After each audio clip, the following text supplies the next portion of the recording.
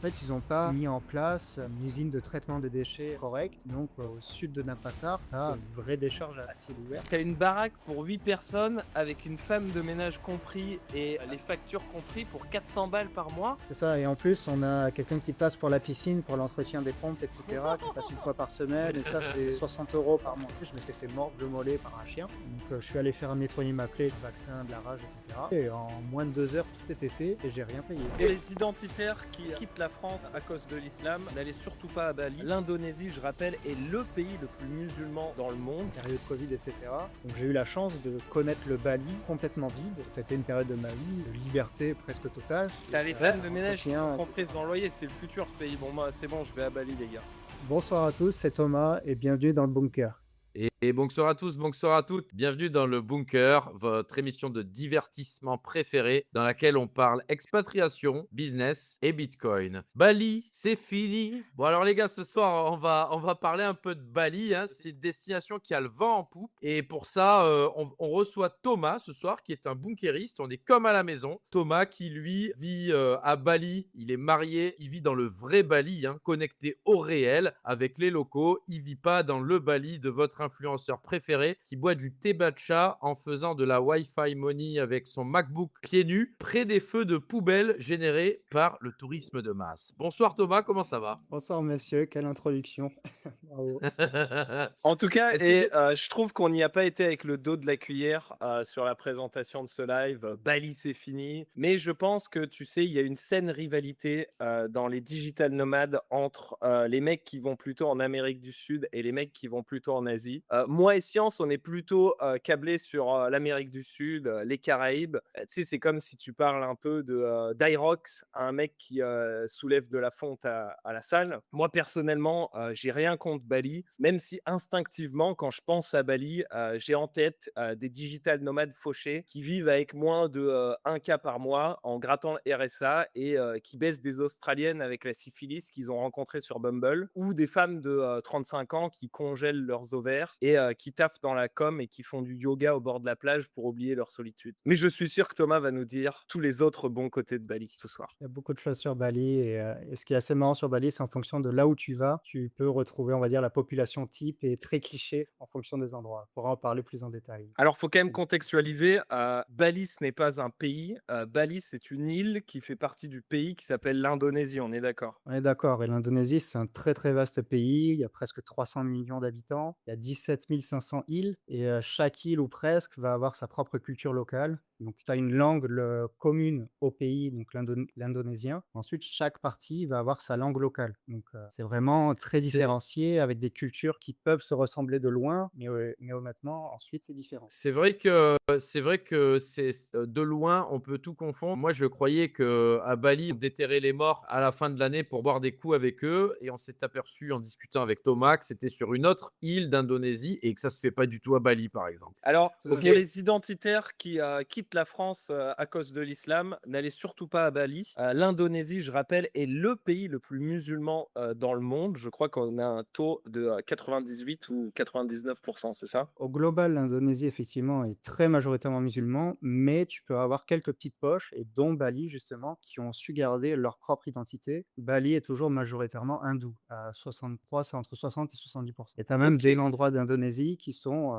majoritairement catholiques, majoritairement chrétiens, mais ça va être vraiment très localisé. Ok. Mais ça, on en parlera peut-être en seconde partie, mais il me semble qu'à Bali, justement, il y a une communauté catholique dont tu fais partie, et il y a même des locaux qui pratiquent, quoi. Il y a des milliers de catholiques et si tu vas à la cathédrale, déjà il y a une cathédrale et tu as des églises catholiques un peu partout sur l'île. Tu vas en avoir 20, peut-être 25, ce qui est déjà beaucoup pour une petite île comme Bali. Et si tu vas à la cathédrale le jour de Pâques ou les jours de fête principaux du calendrier liturgique, tu as des milliers de personnes tout au long de la journée pour les 4 services de la journée. Donc ça peut être assez impressionnant et on peut pas forcément s'y attendre, effectivement. Est-ce que tu suis toujours l'actualité française ou est-ce que tu as pris tes distances? J'ai pris mes distances, mais je la suis de manière indirecte avec mon fil Twitter. Ça se résume un petit peu à ça. Puisque pour ma propre santé mentale, honnêtement, plus je m'en éloigne, au mieux c'est. Je crois qu'on est Est-ce que tous à tu peu près pareil là-dessus, hein. Moi, mon seul accès à l'information, c'est Twitter. est-ce que les gars, vous 2 d'ailleurs, d'ailleurs, mais toi surtout Thomas, est-ce que depuis que tu t'es déraciné, que tu t'es vraiment installé en Indonésie, tu vois ces news passer, mais elles te font un peu plus rire, elles te font plus un effet, tu sais, comment ça s'appelle ce film-là avec Jim Carrey? Le Truman Show quoi, tu sais, tu regardes, tu rigoles, putain c'est le Truman Show ce truc. Ça t'en touche une sans faire bouger l'autre ou alors ça t'impacte toujours? On a déjà eu des invités qui disaient que ça les impactait, hein. Ça dépend des moments. Ça a mis du temps honnêtement. Ça fait 7 ans que je suis à Bali maintenant. Au début, j'étais vraiment meurtri et un petit peu voilà, émigré de la France, par dépit en mode, «Je peux pas rester là, ça me rend fou en fait de rester en France». Mais au fil des années, c'est vrai que maintenant, c'est plus oui, on regarde le cirque, du côté. Par moments, tu peux être un peu triste en fonction de ce qui peut se passer quand vraiment tes compatriotes se faire, détruire, tu vois? D'un point de vue, pouvoir d'achat ou tout ce que tu veux. Mais globalement, quand on voit par exemple les clims ou, les sujets politiques qui sont mis en avant, tu te dis: «Mais c'est quoi ce pays?» tu vois? «C'est quoi ces politiques?» Et vaut mieux en rire. Donc, maintenant je suis plus en mode détaché globalement. C'est vrai qu'en France, on arrive, l'exploit incroyable de faire des sujets de société dont tout le monde va parler, qui sont complètement des non-sujets. Thomas, avant qu'on rentre dans le dur du sujet, est-ce que tu peux nous parler rapidement de ta rencontre avec Bali et comment ça se fait que tu es là-bas, toi? Ça s'est surtout fait par la plongée sous-marine. La Ah! première fois que je suis venu à Bali, j'étais en échange universitaire à Taïwan pendant mon école d'ingénieur et c'est là que j'ai découvert l'Asie pour la première fois. On a fait quelques petits voyages et grâce au volcan qui s'était un peu réveillé, les prix de billets d'avion pour aller à Bali s'étaient effondrés. Donc on y était allé quelques jours avec des copains et j'ai fait de la plongée sous-marine pour la première fois sur les îles Gili, donc juste à côté de Bali et ça m'a hook, tu vois? Donc j'ai toujours eu dans un coin de la tête, faut que je fasse plus de plongée plus tard ou que je fasse un truc de ce côté-là. Et ensuite je suis rentré en France, fallait faire un petit peu d'argent, j'ai fait mon diplôme d'ingénieur, j'ai pu travailler 2 ans, sur Paris et quand j'en avais vraiment marre de Paris, j'ai tout quitté et je suis reparti en Asie en mode: «Bah, vas-y, je deviens prof de plongée» Tu et c'est ça travaillais qui m'a fait pour ramener Apple à Paris, c'est ça? c'est ça, j'ai eu une opportunité, assez dingue parce que j'ai même pas taffé pour. En gros, en stage, j'ai fait ce qu'on appelait à l'époque du NLP, Natural Language Processing, donc c'est un peu l'ancêtre des LLM. On travaillait avec des statistiques de modèles, un peu ancêtre IA sur le langage et parce que j'ai mis ça sur LinkedIn, il y a une boîte qui m'a chassé pour Apple et donc j'ai travaillé sur Siri, sur la langue française de Siri, à Paris pendant presque 2 ans. Le premier mois, on m'a même envoyé en training période à Cupertino en Californie, tout frais payé, donc c'est un truc de fou, tu vois? Moi qui sortais pas d'une école d'ingénieur, top tier non plus et mais malgré, voilà, c'est niveau taf, ça se passait bien et c'était une super opportunité et pour être transparent, en sortie d'école, j'étais à 65 000 € brut annuel, donc vraiment au-dessus du panier comparé à entre 38 et 42 000 en général. Mais malgré tout, Paris, c'était pas pour moi et j'allais pas bien, tu vois? Je dis: «Vas-y, j'arrête tout» et ce Donc qui a si facilité ma pardon. Oh t'inquiète, moi je suis le roi de l'interruption, donc ne t'excuse pas, bien au contraire, c'est à moi de le faire. Donc si je résume, en fait, pas dans tes études, tu as vu Bali, tu t'es dit: «Waouh, c'est un coin de fou furieux». On est bien avant la hype, de tous les digital nomades et les instagrammeurs de maintenant, quoi Ouais, et bah, là où il y a la plus grosse hype à Bali, c'était vraiment l'après-Covid. Tout le monde a voulu revenir à Bali, ils pouvaient pas. et du coup, malgré une affaire en or, parce que tu as eu la chance de bosser sur, les ancêtres des LLM, tu as été chassé par Apple et tu as lâché cette place. Alors, j'ai tout de suite envie de te demander, OK, Paris, tu pas, mais comment ça se fait que tu as lâché Apple? C'était vraiment qu'une question de tu avais envie de te tirer, d'avoir une autre vie ou qu'est-ce qui s'est passé? Parce que, je connais pas beaucoup de gens qui tournent le dos à ce genre d'opportunité. Ça a été une décision difficile. Ce qui m'a beaucoup aidé, c'est qu'à ce moment-là, j'ai eu l'opportunité parce que quand j'ai travaillé pour Apple, j'avais pas un contrat Apple. C'était par une boîte tierce d'ailleurs qui était en Irlande et qui sous-traitait Mmh. que pour Apple. Et en fait, j'ai eu l'opportunité de passer des entretiens pour devenir vraiment employé Apple, chef à moitié d'équipe avec tous les linguistes, et cetera. Et en gros, je me suis dit: «Bah, si j'ai cette opportunité-là, bah, je vais pas cracher dessus et je vais la prendre. Si je l'ai pas, bah, vas-y, je quitte tout parce que vraiment, j'en peux plus» et j'ai eu des problèmes un peu personnels aussi, c'est, cette période-là ou juste avant qu'il y a eu le décès de mon père. Donc, il y a eu beaucoup de choses, tu vois, émotionnelles. J'ai même fait un mini burn-out à un moment, et donc où je travaillais pas pendant quelques semaines, et j'étais un peu une éponge à émotions à cette époque-là. Quand je prenais le métro, je voyais toutes les personnes qui tiraient la gueule, ça m'impactait aussi, tu vois? Donc, c'était l'ambiance générale qui tirait vers le bas et j'avais du mal à continuer, tu vois? Tout simplement, malgré l'opportunité qui était incroyable. Et donc tu décides à quitter Apple et est-ce que tu retournes tout de suite à Bali? Qu'est-ce qui se passe ensuite? Presque, d'abord je repasse par Taïwan, je revois des copains asiatiques, par là où j'étais passé, donc un très bon copain taïwanais, puis je passe à Singapour, pour revoir un copain singapourien. Parce que quand j'étais à Taïwan, en fait, j'avais pris l'option la moins chère. J'étais dans le dortoir de l'université et on était 3 à dormir dans la même chambre et donc j'étais avec un Singapourien et Erko, un copain d'Estonie et depuis on a vécu, 4 mois et demi dans la même pièce et on a eu la chance que ça a très bien matché. Donc d'abord Taïwan, quelques semaines, puis Singapour quelques jours, puis finalement Bali et je suis retourné au même endroit où j'ai découvert la plongée sous-marine pour passer toutes les certifications. Donc je suis resté 2 semaines aux îles Gili pour, c'est là que j'ai passé, toutes les certifications PADI, donc c'est le plus gros organisme de plongée sous-marine, jusqu'à devenir, diver. Donc c'est le dernier niveau, loisir, avant de passer professionnel et Ouais. éventuellement faire Donc son dive master. donc là déjà, on a un sacré, 180 degrés de carrière. On quitte Paris et la rat race parisienne, en sous-traitance d'Apple pour au final aller faire moniteur de plongée. Ouais, en gros, c'était ça l'idée et c'est le covid qui a un peu foutu le boxon sur ce nouveau plan. Mais Alors attends, j'ai une autre question, un peu passion là. Tu avais fait de la plongée pour la première fois à cet endroit-là et puis tu es revenu et tu as dit direct: «Moi je suis pas là pour niaiser, je vais faire moniteur». Tu l'as fait une fois et tu reviens, c'est pour être moniteur, tu passes toute la certif. ouais, bah, c'est, vraiment à cette époque-là, dans mon esprit, ça pouvait être, très, Et c'est une je pouvais qualité, prendre hein, des c'est une qualité. décisions et vraiment, c'était la jeunesse et plus tard ensuite, j'ai découvert que j'ai des petites différenciations neurologiques qui font que, par moment, avec le manque de sommeil, je peux rentrer un peu dans des phases, d'hypomanie où je peux être un peu plus euphorique que la normale. Donc je peux prendre des décisions qui peuvent être, comment dire?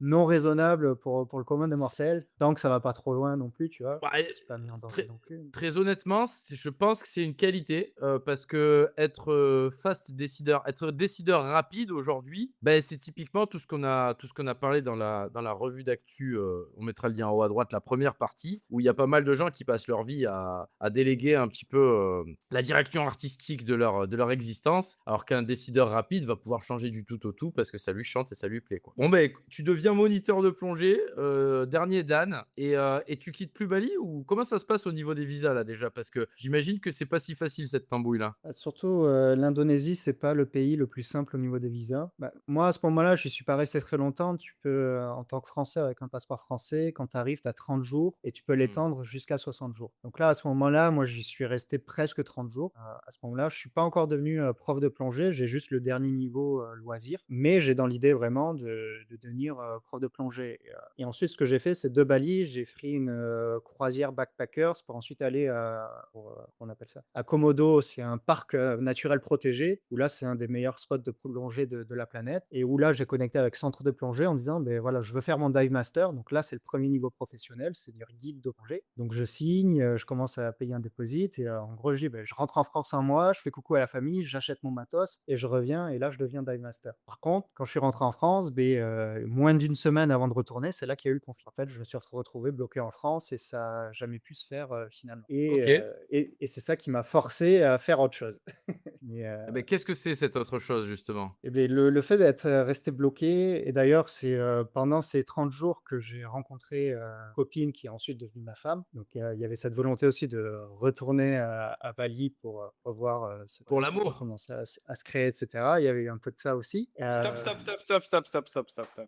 Ça fait 2 ans qu'avec Science, on reçoit des expatriés partout dans le monde pour qu'ils nous expliquent leur parcours. Et quand on a lancé ce podcast, on pensait que les gens s'expatrieraient à cause des impôts parce qu'ils en ont marre de financer les transsexuels qui dansent à l'Élysée et les usines de grillons dans le sud de la France. Mais en fait, c'est une toute autre réalité que nous voyons. C'est souvent une femme qui fait s'expatrier nos chers amis francophones à l'étranger. Une fois de plus. On voit beaucoup de francophones qui restent dans le pays de leur femme. C'est rare que tu bouges avec la femme et cetera et que tu déracines ta propre femme. Effectivement, moi, l'aimant attracteur qui m'a fait revenir à chaque fois à Bali, bah, c'est cette relation au final, plus la plongée. Les 2 éléments qui m'ont Donc, fait toujours revenir à Bali. dis-nous-en juste un petit peu plus sur cette copine. Donc c'est une balinaise, une vraie balinaise? Donc elle est née à Bali et tous ses frères et sœurs sont nés à Bali, mais les parents viennent, d'autres endroits d'Indonésie. Le père, lui vient de Kupang, donc c'est une autre île d'Indonésie, mais il est à Bali depuis qu'il est,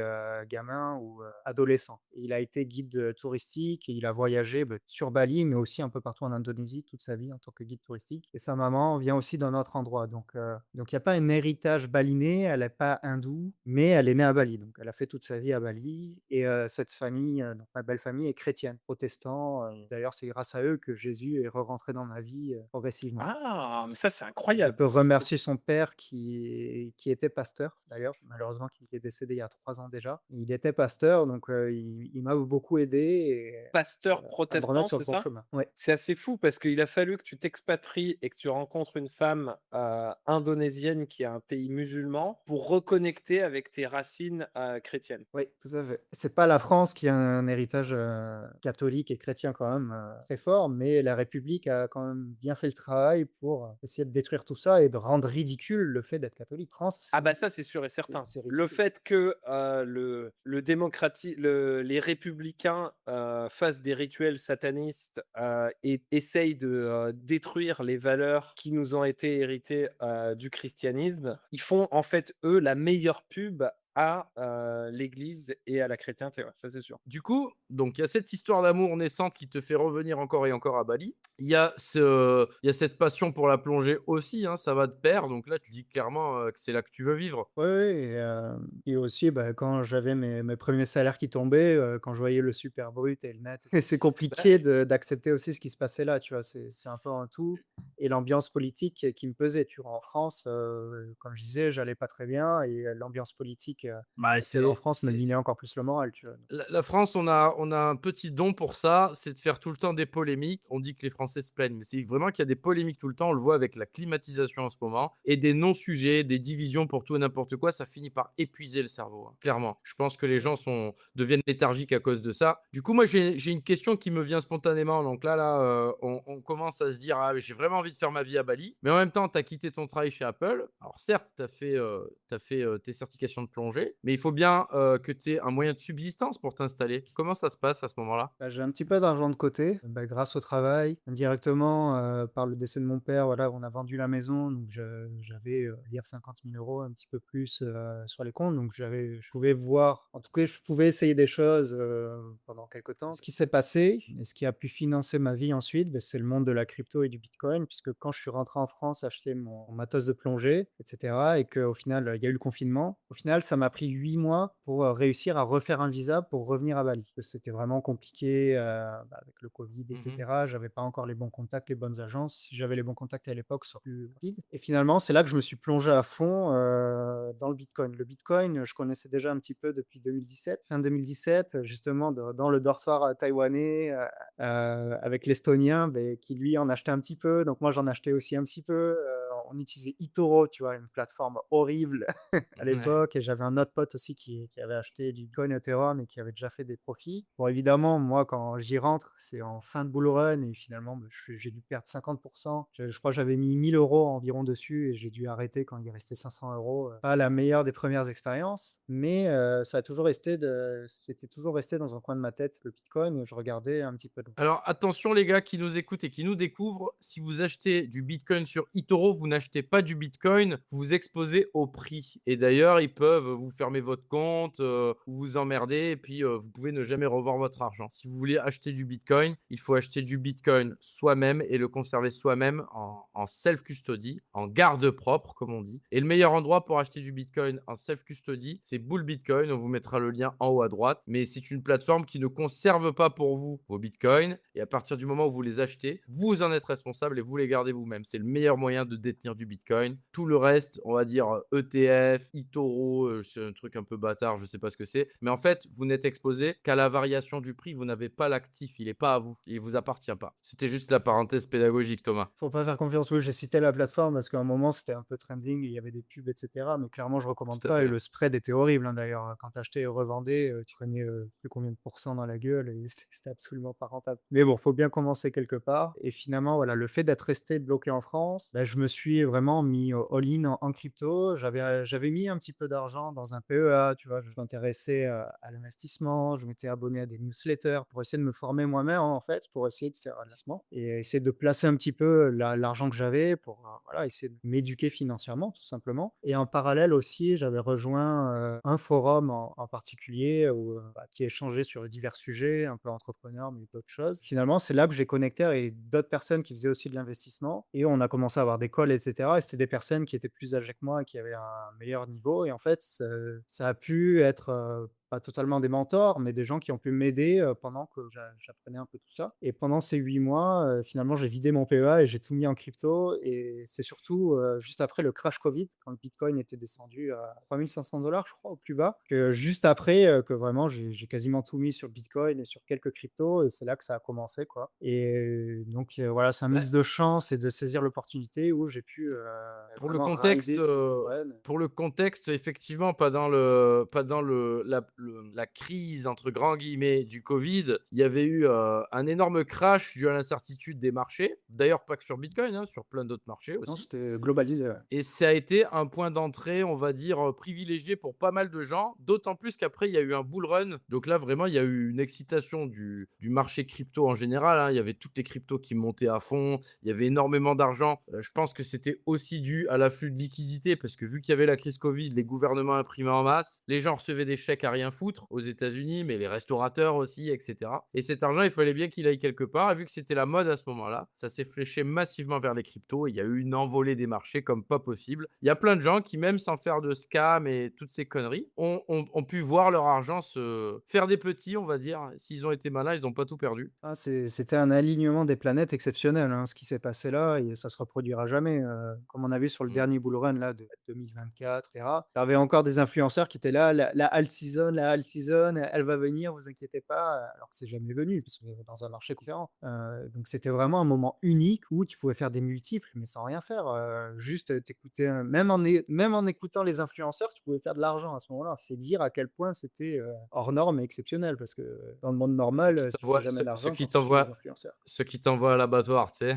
Au casse-pipe, ouais, à l'exit, liquidity. Mais même en étant exit liquidity, tu pouvais quand même faire de l'argent, tu vois? Et juste en suivant Donc, des narratifs qui étaient assez faciles à identifier, en quelques semaines, tu faisais des fois 2, fois 3, voire fois 5. C'était et donc vraiment une là, folie. tu t'es retrouvé bloqué en France pendant le Covid et tu as réussi à faire de l'oseille un peu avec la crypto, qui fait que tu étais beaucoup plus confiant et content de retourner à Bali en attendant de faire quelque chose, quoi. Ouais, c'est ça et surtout quand j'ai pu retourner à Bali 8 mois après, c'était encore quand même, période covid et cetera. Donc j'ai eu la chance de connaître le Bali complètement vide. Donc Ah. pareil, conditions exceptionnelles pendant presque un an, j'ai vécu un Bali exceptionnel, parce que, même les coins les plus touristiques, tu avais personne. Donc c'était très dur pour les locaux évidemment, parce qu'il y avait plus aucun tourisme. Mais pour moi, avec ma chérie, voilà, on c'était vacances, en permanence. Moi je faisais ma crypto, avec mon petit PC, mon petit Mac, sur le côté et voilà, on bougeait d'hôtel en hôtel et cetera et ça a été une période de ma vie, de liberté presque totale, chose que j'ai jamais connue, avant ça. Donc, tu as connu un Bali complètement vide et bien loin de celui que l'on connaît aujourd'hui à travers les stories Instagram de voyageurs de masse, influenceurs, on va dire digital nomades aussi, etc. C'est ça? C'est ça, mais c'est ce qui a pu biaiser aussi ma vision de Bali, c'est que quand j'ai découvert, vraiment Bali en profondeur, c'était un entre guillemets «un faux Bali», sans les touristes, où ça circule encore bien. Donc on est resté, voilà, dans les coins les plus touristiques, Canggu, Kuta et cetera. On pouvait se loger pour, la moitié du prix, parce que tout est beaucoup moins cher pour se loger aussi. On était dans une guest house où normalement tu as 8 chambres. On était la seule chambre occupée, tu vois? Donc la cuisine partagée, c'était notre cuisine, vu qu'on était les seuls, sur place. Comment tu as vécu le changement post-Covid de Bali? Parce que tu en as parlé tout à l'heure et puis je crois que moi, de toute façon, je me rappelle bien aussi, la grande mode de Bali comme destination, où faut aller et cetera, ça a été post-Covid là. C'est quand ils ont relâché les chevaux. Ah ouais, ça a fait vraiment décompensation et là, ça a été la folie pendant, 1 an et demi, peut-être 2 ans. Surtout le premier nouvel an, suite, tout a été rouvert. C'est là où vraiment il y a eu un pic, jamais vu, au point où, les gens pour retourner à l'aéroport, tout était bloqué Bali, mais des bouchons, mais on n'a jamais vu ça, même sur l'autoroute en fait qui amène à l'aéroport, ça a jamais été comme ça et tu avais les gens qui sortaient et qui marchaient avec leurs valises, mais peut-être 3 kilomètres avant l'aéroport, voire même plus que 3 kilomètres. C'est le fait qu'en fait, au final, il y a 2 Bali, si je comprends bien moi. Il y a le Bali, des stories Instagram qui est complètement overcrowded. Comment on dit ça en français? Qui est complètement bondé, avec des expériences peu authentiques, voire un peu merdiques, où les gens font la queue pour prendre les mêmes photos et on entend parler de feux de poubelle, beaucoup de pollution et cetera. Au final, le Bali d'Instagram, quand tu lèves le voile, on a l'impression que c'est un peu de la merde et toi, tu as une autre expérience et du coup, voilà, c'est de celle-là que j'aimerais qu'on parle. Est-ce que toi, tu te reconnais, dans les reportages là qui montrent Bali comme étant devenu en fait une poubelle à ciel ouvert et une usine à photos Instagram ou pas du tout? Ah, il y a quand même un grand fond de vérité sur tout ça, mais tu peux quand même avoir une vie paisible, si tu t'éloignes justement de tous les coins touristiques. Évidemment, les coins les plus touristiques de Bali et si tu restes dans le coin du coucher soleil, Canggu, là où tu as les digital nomades et cetera, c'est très, très concentré. Tu peux absolument pas te déplacer au niveau des bouchons parce que c'est vraiment que des petites rues et cetera. Avec le nombre de scooters et les voitures, tu prends de la pollution en pleine tête, donc c'est compliqué. Et le deuxième point vraiment négatif, c'est la gestion des déchets. Un petit point là-dessus. En fait, ils ont pas mis en place, une usine de traitement des déchets, correcte. Donc, au sud de Denpasar, tu as, là, pour le coup, une vraie décharge à ciel ouvert qui, c'est juste dumpé. Tu as les camions poubelles, en fait, qui font les tournées. C'est des camions, classiques, tu vois? C'est pas des trucs comme on a en Europe qui Mmh. écrasent et cetera. C'est juste des camions. Tu as les gens qui ont à peine des bottes et qui ramassent les poubelles. Tu as aucun recyclage ou quoi que ce soit. Ça remplit les camions, dumpent tout ça là-bas et quand tu passes à proximité, voilà, ça sent et cetera et là, peut-être que ça devrait enfin changer les prochaines années. A priori, il devrait y avoir un investissement des Chinois pour justement implanter, peut-être quelque chose qui pourra brûler les déchets ou faire quelque chose. Ce qui est très dommage, c'est qu'il y a déjà des années en arrière, les Japonais avaient proposé de faire ça. Ils demandaient juste à avoir un terrain pour, faire ça, mais ça a pas pu se faire parce que les dirigeants balinais demandaient trop d'argent ou voulaient pas donner le terrain et c'est dommage parce que ça aurait été quelque chose de gagnant-gagnant pour, développer l'île. Mais voilà, c'est vraiment les 2 points, négatifs de Bali, c'est, les bouchons et le traitement des déchets. Fait intéressant encore une fois, on nous vend en France, la Chine comme le plus grand pollueur, la Chine qui ne respecte pas les traités internationaux de, COP 440, je ne sais quoi. Or, tu vois que par exemple à Bali, c'est les Chinois qui viennent amener leur technologie, pour aider les locaux à, trier les déchets et à rendre, la vie, beaucoup plus saine et à faire de la vraie écologie puisque la gestion des déchets, pour le coup, c'est un vrai sujet, contrairement au CO2. Et là, on voit que les Chinois, bah, ils aident les communautés. Bah, ils aident pas, ça reste du business, hein, mais ils ramènent leur technologie et leur infrastructure pour pouvoir aider les gens à trier leurs déchets de manière plus efficiente. Comme ils doivent sûrement le faire en Afrique d'ailleurs. Tu as une question là, qui est posée, elle est super pertinente donc je te la pose. Je ne sais pas si tu as une idée, pour répondre mais, John Jackson nous demande: «Peut-on considérer Bali au même niveau que les Antilles françaises en termes d'infrastructures modernes?» Malheureusement, je connais pas les Antilles, donc je vais pas pouvoir comparer. Mais ce que je peux dire d'un point de vue infrastructure, donc effectivement, au niveau des déchets, c'est assez, catastrophique par Merdique? moment et ce qui pose vraiment problème, c'est que des fois, tu peux avoir des sortes de manifestations ou mini grèves des éboueurs. Donc ça veut dire que pendant une semaine, les déchets vont pas être ramassés et dans un pays tropical, c'est quand même, problématique. Ça peut rapidement, proliférer de très mauvaises choses. Donc ça arrive pas tous les 4 matins non plus, mais donc voilà, sur le point de vue des déchets, il y a vraiment beaucoup de choses à améliorer. C'est pas comme ça dans toute l'Indonésie, c'est vraiment Bali qui en a pas su, faire évoluer l'infrastructure en parallèle de l'afflux de personnes qui arrivent sur l'île. D'un autre point de vue infrastructure, au niveau de l'électricité, globalement, ça se passe bien. C'est pas bien cher, et c'est assez rare qu'on ait des coupures d'électricité. C'est pas ça arrive, pas une fois tous les 3 ou 6 mois, peut-être que tu Tu auras une coupure d'électricité, mais c'est quand même assez rare. La dernière fois qu'il y a eu vraiment une coupure d'électricité, c'est qu'il y a eu, vraiment un gros problème au niveau du câble qui rattache, l'île de Java et de Bali et en moins d'une demi-journée, ça a été réglé. Ils ont été assez, proactifs. Et ensuite niveau santé, il y a quand même de bons hôpitaux et surtout moi, là où je suis, de l'autre côté de Bali, donc du côté de Sanur, il y a un tout nouvel hôpital international qui est, vraiment d'un très, très bon niveau avec des docteurs, étrangers qui viennent, full équipés et justement Sanur, eux, se développent, plutôt bien comparé à d'autres, coins d'Indonésie et ils ont l'air de vouloir, créer une sorte de tourisme médical. Que vraiment des gens viennent à Bali pour l'expertise médicale et pour être soigné dans le cadre de Bali, voilà, Ça, c'est sans faire de compromis sur le Attends, traitement qu'ils auraient. tu payes combien en mutuelle santé? Alors moi, pour le moment, j'ai pas de mutuelle santé privée. Je suis en backup sur la mutuelle, l'équivalent de la sécu, des Indonésiens. Donc du coup, quand j'ai vraiment un problème, à part, je paye de ma poche, c'est pas bien cher, les hôpitaux ici étaient très bien Tu servis. peux nous dire le prix à peu près, pour les Ouais, prestations? le backup indonésien, donc je paye le même prix que les Indonésiens, c'est environ 7,50 € par mois et par personne. Donc Ah ouais, c'est vraiment pas c'est grand-chose. Mais bon, forcément, tu as pas de suivi psychiatrique et cetera, mais tu as quand même un backup, de base. Donc si tu as des comment dire? Des urgences, de base, tu es pris en charge. Moi, une fois, j'y ai même bénéficié, je m'étais fait mordre le mollet par un chien, dans le quartier. Donc je suis allé faire nettoyer ma plaie et cetera et voir, ce qu'il faut que je prenne un vaccin de la rage et cetera. J'y suis allé et en moins de 2 heures, tout était fait et j'ai rien payé, par exemple, pour juste, faire nettoyer la J'ai, plaie, mettre les Tu en pansements train et de me cetera. dire que la France n'a pas le monopole de la carte vitale? Ouais, Incroyable, c'est je fou, hein. tombe des nues.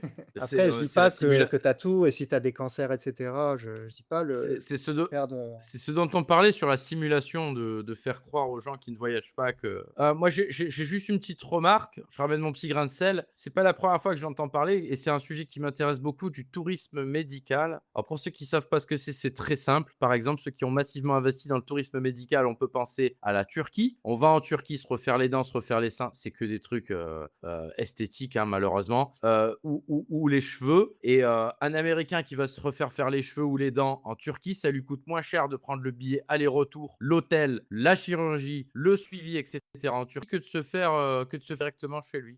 Nayib Bukele a beaucoup investi aussi pour faire du tourisme médical au Salvador pour que les Américains, ça leur revienne moins cher de venir au Salvador, de faire tout le tout team et de rentrer chez eux plutôt que d'utiliser le système de santé américain. Et en fait, il y a beaucoup de pays qui se mettent sur ce créneau-là, chacun avec sa spécialité, et qui vont développer des hôpitaux first class pour le tourisme médical. Et ça a un avantage pour les locaux, c'est qu'il y a des infrastructures neuves et super bien équipées à disposition. Du coup, tu viens de dire un truc intéressant, Thomas. Toi, tu es de l'autre côté et tu sens un développement sain de ce côté-là. C'est assez paradoxal et marrant parce que on pourrait se dire que l'endroit qui se développe le mieux, c'est l'endroit où il y a plein de touristes et on observe qu'au final, c'est là où il y a toutes les poubelles, des arnaques et que de la merde. Et toi, t'es pas du tout touché par tout ça et au contraire, tu vois un développement sain se produire. bah, je suis moins touché, pour parler du coin le plus touristique, beh, c'est là où, tu as un peu les vendeurs de rêves en mode, voilà, tu fais construire ta villa, en 5 ans elle est remboursée, ROI de malade, machin et cetera. Donc ils font construire à la va-vite, ils font pas construire des choses de qualité. Ça pose des gros problèmes aussi quand tu as des flash floods, ce qui arrive assez régulièrement pendant la Flash saison floods. où, c'est inondé et cetera. Donc c'est vraiment quand tu as des énormes pluies et vu que ça a pas été construit correctement, beh, le sol ne peut pas absorber tout ce qui tombe, donc tu as des inondations. Donc il y a pas forcément plus de volumétrie qui tombe par rapport aux années précédentes, mais vu que l'infrastructure et vu comment ça a été construit, c'est différent et il y a plus d'inondations qui arrivent. Pas parce qu'il y a plus d'eau, mais parce que, c'est pas construit, en se disant: «Dans le pire des cas, est-ce que l'eau peut s'évacuer?» tu vois? Et ça, c'est dommage. C'est un manque d'urbanisme. Là, je vois Ouais. un commentaire très marrant. Là, en France aussi, on a du tourisme médical Oui. payé par nous. Alors, Ah mais j'avais ça pas eu c'est incroyable, hein. Le nombre de, moi je leur dis souvent, hein, mais je connaissais une meuf qui travaillait pour une asso de Géorgiens. Alors la Géorgie, hein, c'est pas dans l'Union européenne, c'est entre le Moyen-Orient et la Russie et son taf du quotidien, c'était d'aider des Géorgiens à venir en France pour, se faire soigner et repartir et parfois, c'était le gouvernement géorgien qui payait les tickets, d'avion aller, pas retour, pour venir se faire soigner en France. Donc les mecs, ils arrivaient à Roissy, il y a- ils venaient en France se faire, soigner et ils repartaient aux frais, bien sûr, de Nicolas. j- Donc oui, j'ai la vu. France, on est spécialisé même dans le tourisme, le tourisme médical, mais oui, c'est nous qui payons, c'est ça. Oui, mais là, c'est le tourisme merdical. J'allais dire merdical. Parce qu'en Médical, France, on a non, une loi non.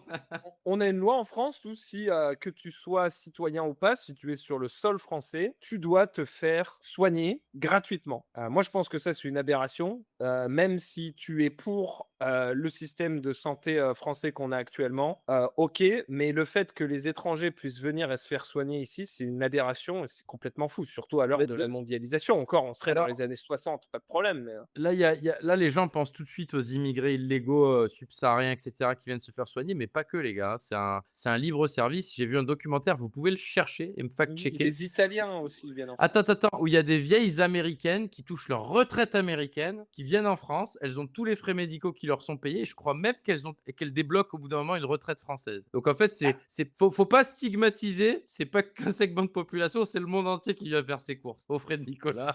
T'imagines quand t'es un Américain, surtout eux, leur système de santé qui est complètement pourri, ou si tu veux te faire opérer de l'appendicite, tu vas payer 15 000 balles. Ils ont tout Exact. intérêt à prendre un avion low cost pour venir en France et se faire soigner aux frais de la princesse, hein. Eh bien, revenons à nos moutons. Donc, tu n'es pas impacté. Bah, en fait, tu as tous les avantages. Est-ce que tu as au moins accès à ton spot de plongée préféré? Parce que tu t'es mis reculé de la zone touristique. On aurait tendance à penser que tout ce qui est plongée et activité aquatique, c'est plutôt du côté des touristes. Bah, ça dépend. Bali, le côté de Canggu, et cetera, là, c'est plus côté surfeur, tu as des grosses vagues, tu pas vraiment de spot de plongée de ce côté-là. Si tu veux faire de la plongée, il faut vraiment aller au sud ou aller, beh, du côté là où je suis. C'est pour ça qu'on a acheté la maison, là où on est. On est en bordure de Denpasar, donc je suis directement du bon côté pour aller, il y a un coin réputé pour la plongée qui s'appelle Ahmed et surtout, plus tard, je me suis mis aussi au freediving, donc à la plongée en apnée, un peu comme le Grand Bleu le long de la corde, et cetera. Et là-bas, tu as une baie qui est très réputée pour ça, pour le freediving. Donc ça veut dire qu'en 1 heure et demie, je prends mon scooter et je suis pas dans les bouchons de Denpasar. Je suis directement dans la forêt et en bord de plage. Je fais mon petit chemin et je suis directement sur mon spot de plongée. Donc effectivement, c'est une des raisons pourquoi je suis excentré, pour pouvoir me faire un week-end très simplement, dès que je veux, continuer ma passion, même si je le fais pas trop en ce moment, parce que je suis très occupé niveau travail en ce moment. Ah Mais ben, parlons-en. J'allais y venir parce que pour t'installer, voilà, tu avais un peu d'argent de côté que tu as fait un peu frier avec les cryptos, tout ça. Mais nécessairement, si tu y es depuis aussi longtemps, c'est que tu as trouvé des moyens de subsistance. Qu'est-ce que tu fais maintenant? ouais, bah, l'argent en crypto et qu'on peut essayer de faire fructifier, et cetera, pour essayer d'avoir une rente, c'est bien en théorie, mais l'argent, ça va et ça très, très vite aussi. Et donc, je me suis remis sur des activités un petit peu d'ingénieur. Il y a 2 ans, je suis même retourné à Bruxelles, pour une mission presque 1 an, j'ai un VIE, pour ceux qui connaissent, français. Donc reprendre un peu en douceur, j'étais d'abord en intercontrat dans une boîte de conseil, de consulting, pardon, et ensuite j'ai travaillé pour Elia, c'était l'équivalent d'EDF. J'ai vite compris que c'est encore une fois le monde corporate, c'était pas pour moi, mais bon, globalement ça s'était bien passé. Et rapidement, quand on est re-rentré à Bali 1 an plus tard, donc il y a un peu plus d'1 an, j'ai reconnecté avec un ami, ça faisait déjà quelques années, et c'était un ami que je m'étais fait via DBL, la communauté de Jean-Marie Corda qui passait chez vous. Et Coucou c'est Jean-Marie. grâce à sa communauté et à lui d'ailleurs, je me suis fait des amis qui sont maintenant mes amis sur Bali. Et l'un d'entre eux fait du business en ligne depuis 10 ans, voire en plus. Et il avait besoin d'un profil technique, donc je suis passé chez lui, il m'a montré un peu ce qu'il faisait. Bah, finalement, voilà, j'ai commencé à bidouiller un petit peu des programmes, ceci, cela. Au tout début, bon, j'en suis pas forcément très très fier, il faisait encore de l'OF à cette époque-là. Donc j'ai fait de l'automatisation de téléphone, de la Phone Farm sur téléphone Android pour, j'ai fait un script Python en fait qui permettait de Stop, stop, stop. OF, c'est OnlyFans. c'est ça. Est-ce que tu peux nous expliquer un petit peu ce business, même si c'est pas moralement très juste, j'aimerais quand même comprendre. Bah, c'est le business des modèles. Donc, les modèles, donc c'est des femmes qui ont des plateformes en ligne et qui vendent, des subscriptions, donc des abonnements pour que des gens puissent les suivre. Au début, c'était peut-être un peu créé plus pour les célébrités, influenceurs, et cetera, pour, lier un comment dire? Vendre un lien social, le fait que tu puisses chatter avec ton influenceur Un préféré. accès. Puis ça a été, détourné pour, vraiment, bah, le monde de l'adulte, hein, concrètement. Et donc, n'importe quelle femme, peut être là, montrer des photos un peu sexy en mode public, et si tu t'abonnes, là, tu peux avoir des photos, Et donc, toi, tu faisais quoi pour ces gens-là? donc moi, j'étais que sur le côté vraiment technique. C'est pour ça que j'ai accepté Ok. aussi de faire ça. C'est que moi, je voyais pas les modèles, je voyais quasiment rien de ça. Moi, j'étais sur le côté technique et j'étais sur automatiser la création, par exemple, de créer des comptes Tinder ou équivalent de manière automatique, donc avec un bot en fait, pour ensuite créer des comptes comme ça pour Ah nos oui, ok, modèles, ok, pour ok, ensuite faire parce du que attends, rabattage en fait, matcher c'est avec ça. des potentiels clients et ensuite les ramener sur Instagram ou essayer de les ramener directement sur la plateforme OK. pour Donc générer du chiffre, en concrètement, fait. toi, tu travaillais avec des managers, de mannequins OnlyFans qui avaient donc des pages OnlyFans et pour aller rabattre des clients, ils automatisaient la création de profils sur Tinder. Ils parlaient à des mecs en chien sur Tinder. Et l'objectif, c'était de les funneliser vers Instagram, vers OnlyFans. C'est ça et c'était, tout un bousin parce que de end to end vraiment du tout début, dating app, ensuite c'était Instagram, tu avais d'autres outils Et ensuite pour donc, communiquer avec eux et et donc du ensuite, coup, vous arriviez, parce que je crois que sur Tinder, il y a une reconnaissance faciale, vous arriviez à passer ces trucs-là? alors au début, on n'a pas commencé sur Tinder, on était sur une autre application qui s'appelle OkCupid et c'était sur le OK. marché US et on arrivait donc il y avait pas de captcha sur cette application et on arrivait à avoir des bons chiffres. C'est-à-dire, voilà, avoir plus de 50 des comptes qui étaient créés qui étaient pas bannis instantanément et ensuite j'avais un autre script, qui avait un script pour faire le sign up, la création de compte et ensuite un script pour faire du swiping automatique et du chatting un petit peu automatique aussi. Donc il y Donc avait là, des pendant cette outils période de warm IA, up. donc les gars, ils avaient l'impression de parler à une meuf, mais en fait, ils parlaient à un robot, quoi. Ouais, un robot, tout simplement, ouais et ça marche, le proof of concept, marchait, puisqu'à l'époque, on avait juste 2 modèles qui étaient moyennes et en analysant vraiment que le trafic qui venait de notre outil, de botting, ça arrivait à générer, je crois que c'était en 1 000 et 3 000 de CA par jour. Ensuite, avec les ventes, les subs, qui arrivent, puis, c'est surtout les ventes en chatting, J'aimerais faire une remarque, c'est que Tinder, évidemment, mais sachez que Instagram, la destinée d'Instagram, c'est pas pour rien que le target, c'est les gonzesses et tout. Il y avait clairement un marché, on va dire, de la pré-rencontre avec Instagram. Je veux dire, Instagram est designé, tout est fait pour que les gonzesses se mettent dessus, se prennent en photo, sur la plage, en maillot, etc., etc. C'est la plateforme idéale pour faire du rabattage pour ce genre de produit. mmh, Et moi, je trouve ça c'est intéressant parce que j'étais à Medellín en 2022 et là-bas, j'avais rencontré un mec qui était sous RSA en France et qui, en plus, pour arrondir ses fins de mois et pouvoir vivre en Colombie, était chatter pour des trucs genre OnlyFans. Et lui, il était payé au message. C'est-à-dire que lui, il y avait des mecs, c'était un site belge, il y avait des boomers belges qui lui envoyaient des photos de leur tub. Et lui, il était payé 7 centimes par message. Et l'objectif, c'était de parler avec ces mecs-là. Parce que les mecs d'en face, en fait, ils payaient par message. Mais du coup, ce type de business-là a été complètement disrupté par l'IA. Parce qu'aujourd'hui, tu peux automatiser 150 000 conversations avec des boomers en chien avec de l'IA. Et alors, je connais pas trop ce business, mais j'imagine que 99,9% des mecs qui s'abonnent à des comptes sur OnlyFans et qui parlent à des 9,5 sur 10, en fait, ils parlent soit à un Nigérien qui est dans un cybercafé La à russe, Lagos, ouais, soit à un bot IA de Tel Aviv, quoi. oh, ils c'est parlent russe. jamais avec Généralement, des c'est vrais modèles, ça c'est certain. ceux qui avaient le plus de marché à une époque, en tout cas, c'était les Russes. OK, donc mis à part cette, parenthèse automatisation OnlyFans, du coup, si je comprends bien, tu t'es relancé un petit peu dans le taf de code et de l'information en général, C'est ça. pour pouvoir subsister à Bali. Tu as fait C'est d'autres ça, trucs après? c'est oui, oui, bien sûr, parce que ça a duré environ 3 mois. Ça a été un mois pour, mettre en place le produit. Ensuite, ça a marchoté un petit peu. Ensuite, on a eu d'autres, opportunités puisque, avec mon associé ami, ça a jamais été on va dire l'objectif de faire de l'OF. C'était plus là, pour, payer les factures vu que, tous les 2 on en avait besoin quoi et si on dès qu'on peut faire mieux, faire autant de cash que possible pour ensuite se basculer sur autre chose et c'est ce qui m'a, aidé aussi moi à me remettre sur le code et à coder pour la première fois avec de l'IA, avec Cursor et cetera. Parce que, oui, de base, je suis un petit peu développeur et cetera, mais j'ai jamais été un développeur pur.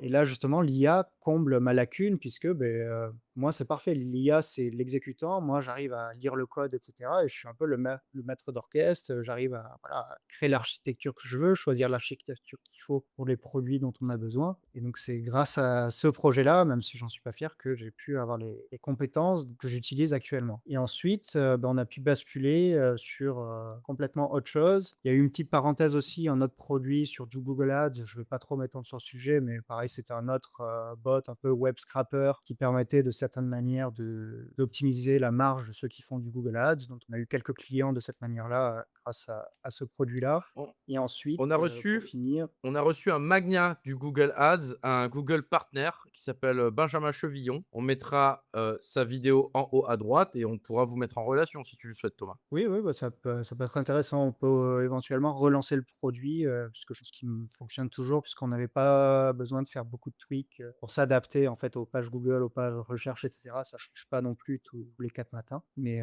oui, avec grand plaisir et pour finir là, depuis décembre maintenant. On est sur un autre business où là, c'est de la vente d'infoproduits et moi là-dessus, je suis le développeur, de l'équipe. Donc je plug les processeurs de paiement sur les différents funnels de vente. Je vais m'occuper aussi des scripts de tracking puisqu'il y a aussi une plateforme d'affiliation donc où, des affiliés peuvent vendre nos produits. Ensuite, c'est nous qui réceptionnons l'argent sur les boîtes et cetera et ensuite on paye les commissions. Donc il y a tout un travail vraiment, sensible, d'être certain quel affilié a vendu quel produit. Est-ce que le produit a été bien vendu? Est-ce que l'affilié n'essaye pas de tricher pour, avoir plus de commissions? Au niveau des refunds et cetera, faut faire attention aussi. Donc Yes. maintenant voilà, vente d'infoproduits et donc business un peu plus, légitime je dirais, surtout complètement, par rapport à l'OF et surtout très intéressant parce que, tout ce monde de processeurs de paiement, c'est quand même, assez complexe.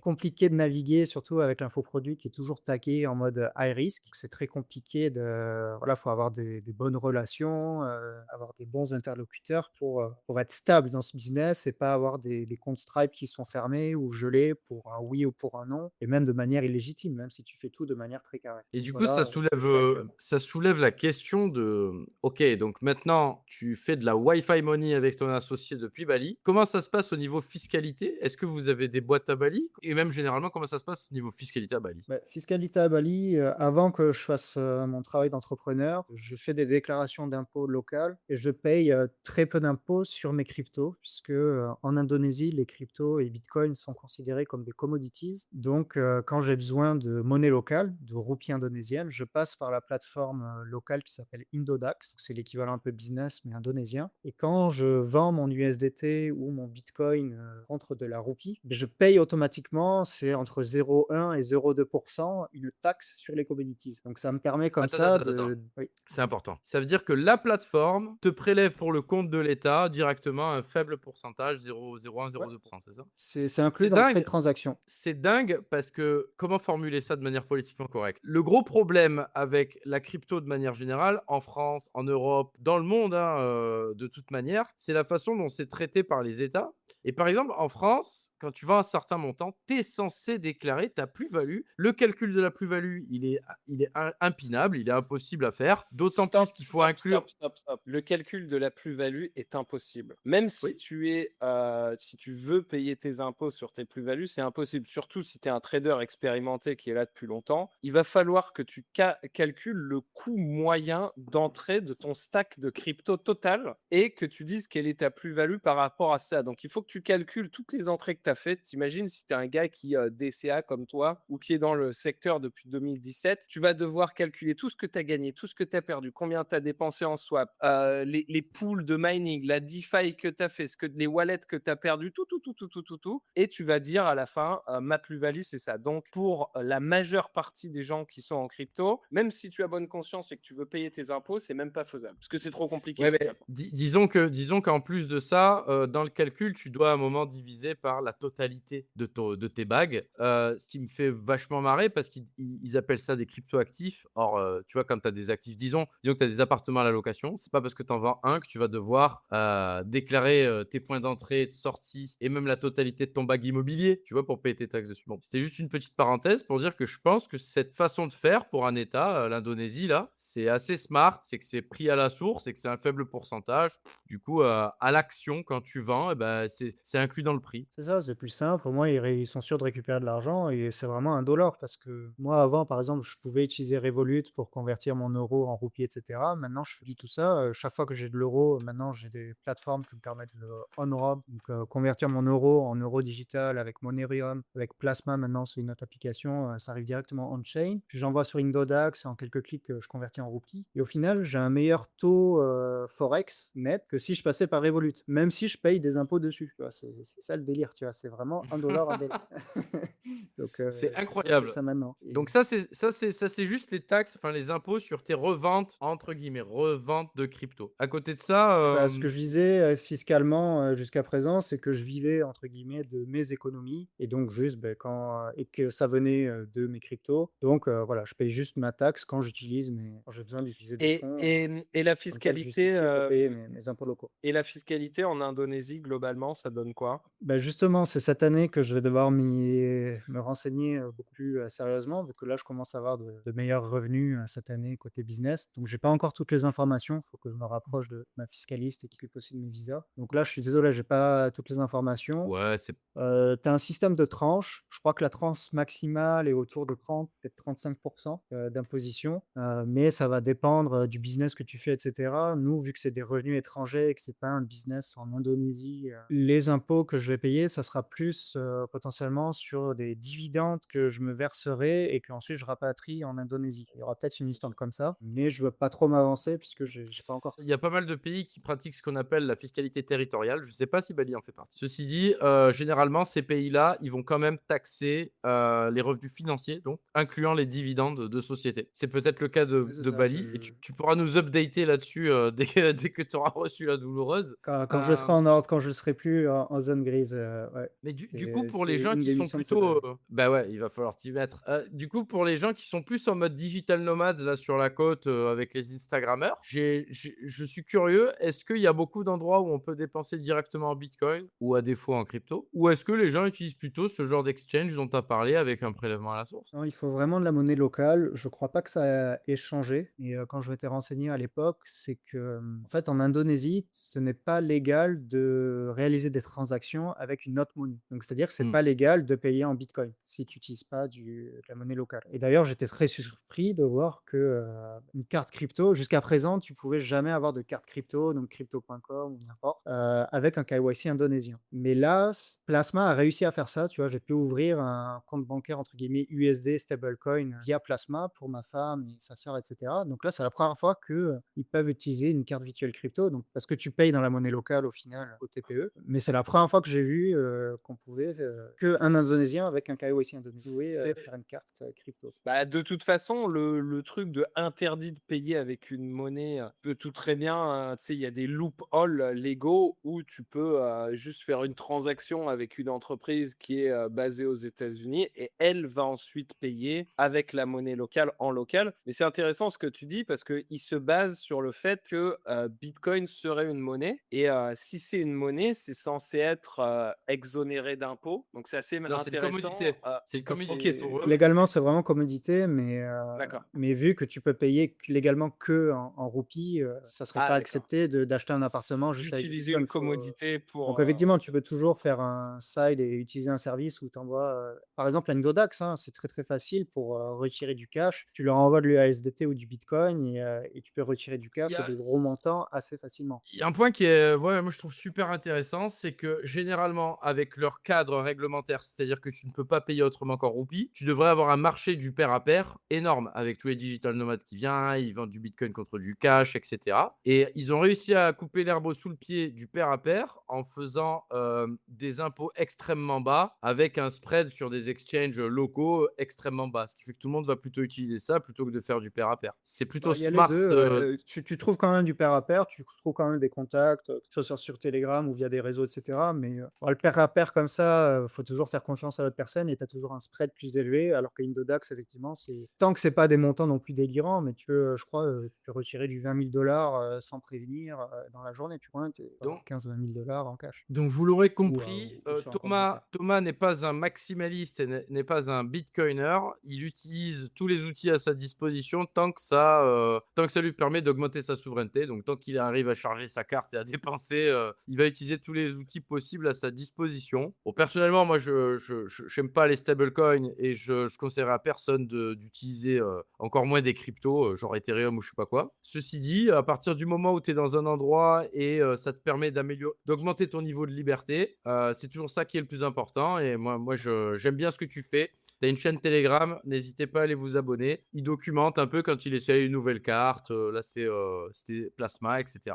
Mais du coup, en parlant d'off-ramp, hein, du coup, voilà, tu dois vendre des bitcoins contre de l'argent local. Ça nous fait nous poser la question du coût de la vie. À quel point tu as besoin de vendre des bitcoins?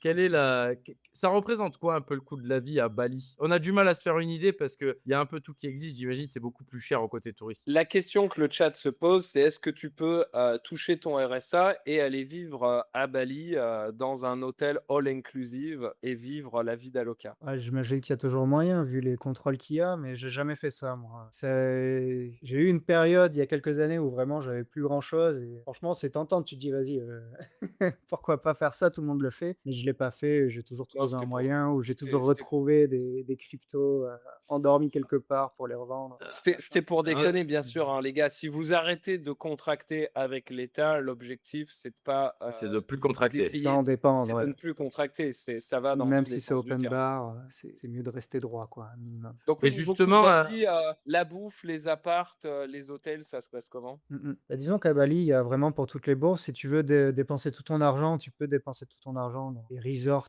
luxueux, notamment il y en a un qui s'appelle Kempinski, ça m'a toujours choqué quand je suis arrivé, c'est immense en flanc de falaise, c'est incroyable. D'ailleurs, c'est là-bas qu'ils sont allés faire le G20 avec plein de présidents et cetera, mais bref. Mais non, moi j'ai une vie plus humble et pour donner une idée, là d'ailleurs, j'ai ressorti un peu le tableau, de ce que je paye, mais donc dans la maison que j'ai achetée, on est, 8 sous le toit, donc 7 de la famille, donc c'est la belle famille, moi et une maid qui vit avec nous Une et maid, pour c'est une payer femme toutes de les f ménage ouais, c'est ça, une femme de qui ménage habite qui, dans la maison. ouais, on a une 5e Génial. chambre, pour elle, qui vit avec nous et Elle te coûte combien, la maid? pas grand-chose. Après, elle est nourrie, logée, blanchie et c'est la belle-maman qui s'occupe de tout ça, mais ça coûte environ 100 € par mois. Attends, attends, attends, attends, attends. Stop, stop, stop, stop, stop. Tu es en train de me dire que tu as une femme qui habite chez toi, qui travaille à plein temps pour toi, pour te faire sûrement à bouffer, le ménage, le linge et tutti quanti. Allô, allô? Ouais, Ouais, de retour. je reprends. Donc attends. Tu es en train de me dire que tu as une femme qui habite à temps plein chez toi, tu lui donnes le gîte et le couvert. En contrepartie, elle te fait à bouffer, le ménage, le linge et tutti quanti et tu la payes 100 € par mois? Oui, c'est pas grand-chose et on C'est paye même génial. un peu plus que les familles, balinaises. Après nous, on, voilà, en tant que famille chrétienne et surtout la belle-maman qui a le cœur sur la main, je dirais, elle est très, très bien traitée chez nous puisqu'elle mange la même Mais nourriture, Non, mais c'est parce que génial. chez T'imagines voilà, donc d'un point de vue confort de l'économie vie, t'imagines c'est tu peux l'économie pas ouais, moi, t'imagines l'économie je vais d'échelle que tu remettre. fais, même si tu attends, même si tu es payé au SMIC et que tu gagnes, 10 balles par mois, ce qui n'est 10 balles par heure, ce qui n'est même pas le cas. En fait, cette femme, elle doit travailler, je sais pas, de ch 20 heures par semaine minimum. Donc t'imagines l'économie de coût que tu vas faire à l'avoir, c'est fou. Alors, au risque de vous choquer, c'est ce qui se passe dans la majorité des endroits du monde traditionnel. Moi, j'ai un ami à moi, on a bossé ensemble, on a entrepris ensemble. Il a chez lui 2 filles au pair. Et donc, une fille au pair, qu'est-ce que c'est? C'est une fille qui fait ses études, mais qui vit chez toi. Elle fait à manger, elle s'occupe des enfants et tu la payes. Et en fait, elle met de l'argent de côté pour quand elle aura le droit de se marier, quand elle se mariera. Et une fois qu'elle sera mariée, elle te demandera est-ce que je peux partir avec ce mec-là? Tu as un droit symbolique de dire oui, il a l'air sérieux, etc.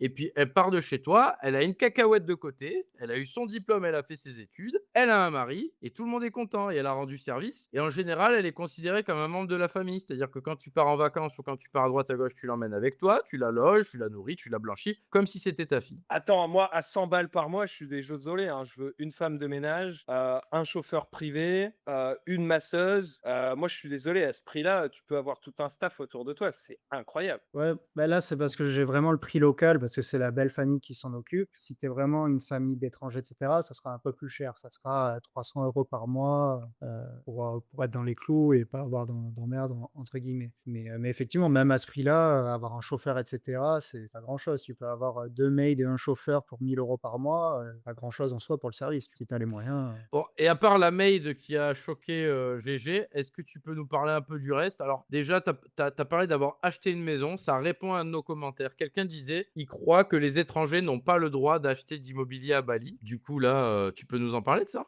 effectivement, en freehold, donc pour vraiment être propriétaire, en tant qu'étranger, en ton nom propre, tu peux pas. Au nom de ton entreprise, tu peux, mais tu as toujours le risque que le gouvernement un jour, t'exproprie ou et cetera. C'est vraiment ça part en cacahuète. Mais, via ton entreprise, tu peux quand même acquérir des biens. Faut faire des structures et cetera. Moi, voilà, pour être transparent, c'est au nom de ma femme. Je prends le risque, encore une fois, c'est personnel et chacun ensuite prend sa décision. Mais après sinon, tu as beaucoup de leasing. Donc, le leasing, c'est, tu es propriétaire sur 20 ans. Donc c'est en gros une location longue durée, du terrain, ou de la place. Après, tu peux courir, tu peux faire certaines choses. Mais moi, ça m'a jamais vraiment, jamais très bien compris comment dire, j'ai jamais trouvé ça très intéressant le leasing parce que ça coûte quand même cher. Et ok, tu peux peut-être le rentabiliser, essayer de te faire rembourser si tu loues les 7 premières années et ensuite tu peux en profiter ou ce genre de choses. Et tu prends quand même un énorme risque. Donc ça coûte quand même très cher et à la fin, t'as rien. Donc j'ai jamais voulu faire ça. Et voilà, donc c'est pour ça que, en gros, la moitié de l'argent qui me restait du bull run, c'est parti dans la maison. Je voulais garder un truc de concret, être tranquille. Je savais que je voulais rester à Bali, m'enraciner. Et au Ok. moins, il n'y a pas de loyer, que les factures liées. C'est Donc, Thomas vit comme un chef de village et héberge toute la famille de sa femme. Il s'occupe très bien de de la fille au père présente sur place. T'as des enfants ou pas du tout encore? pas encore, pas encore. Donc on verra ce que Dieu, quel est le plan pour nous. Mais effectivement, j'ai fait le choix d'accueillir toute la belle famille. J'ai eu beaucoup de chance d'être très bien accueilli par la belle famille qui m'a beaucoup aidé, notamment le père, notamment quand j'ai eu voilà, des périodes un peu mentales où j'ai eu des épisodes qui étaient compliqués. Il m'a jamais laissé tomber et il m'a toujours beaucoup aidé. Donc je suis très très redevable. Et surtout, la belle maman m'a vraiment accueilli comme un fils. Même des fois, elle me traite mieux que ses propres fils, tu vois, au niveau quand elle fait les repas, etc. Elle met toujours dans un petit bol à part ma portion de nourriture, Ouais, etc. Donc des fois, même, j'ai ça peut être un peu gênant. j'ai envie de te dire que tu as fait le taf aussi, hein. Là, au risque au risque de faire polémique, bon, tu es venu, et tu leur as montré aussi de l'amour et tu les as logés. Tu es devenu le chef de famille quelque part. Tu es devenu le chef de village. Donc, tu as ton petit plat sur le côté avec 2 morceaux de viande en plus. Ça me paraît logique. Ouais, bah, surtout depuis le décès du père où, c'est un peu moi qui malgré qu'il y ait un fils aîné, tu vois, qui est plus âgé, mais bon, il a fait quelques conneries, maintenant ça va mieux, il a pu revenir à la maison puisque maintenant ça va beaucoup mieux de ce côté-là. Mais voilà, tous les 2 on a été un peu là pour prendre le relais parce que ça a été très dur pour eux parce que, il y avait que leur père qui ramenait vraiment un revenu à la maison aussi, donc ils se sont retrouvés, presque sans revenu. Donc frères et sœurs travaillent un petit peu, mais c'est pas énorme, donc il y a ça aussi.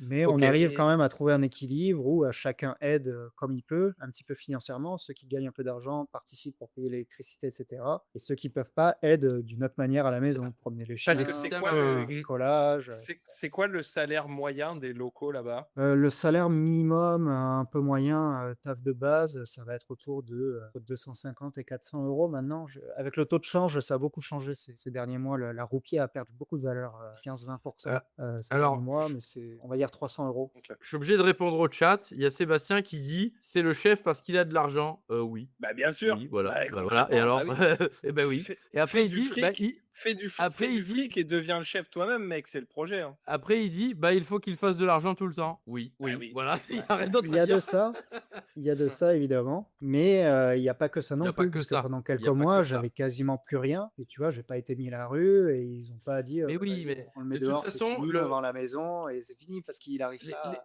les gens sortent de leur bulle et ne comprennent pas encore que le but de la vie, c'est de recréer du tribalisme et de l'interdépendance. Donc si tu es le chef, évidemment que tu as des responsabilités envers les autres, mais tu as aussi gagné ta place et les autres t'aident et il y a cette interdépendance. Moi, je trouve ça très beau ce que tu fais, donc C'est je génial. valide 100.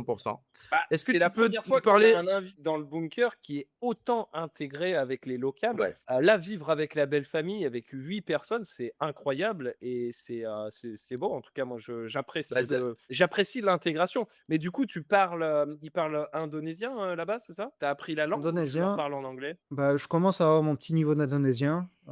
Je suis pas encore au point d'avoir de vraies discussions, mais pour le quotidien, je me débrouille pour parler avec la maman et cetera. Les frères et sœurs parlent tous anglais, donc avec ma femme, je parle majoritairement anglais. Elle parle quelques mots de français et moi, j'ai un meilleur niveau en indonésien qu'elle de français, mais c'est normal, hein. J'ai vécu majoritairement en Indonésie et Mmh. c'est pas quelques mois à Bruxelles qui vont lui faire apprendre le français.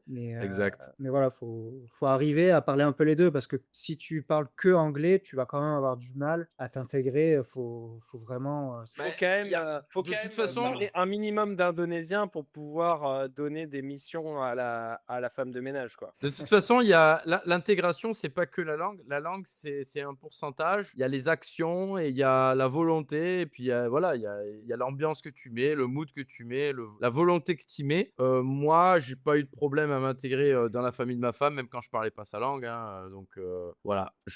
J'aimerais maintenant qu'on remette. Alors, tu as un contexte assez particulier. Est-ce que tu peux juste nous dire, admettons, je suis un jeune loup, un bunkeriste, j'ai envie de me mettre au vert à la campagne à Bali, j'ai surtout pas envie d'aller du côté des influenceurs.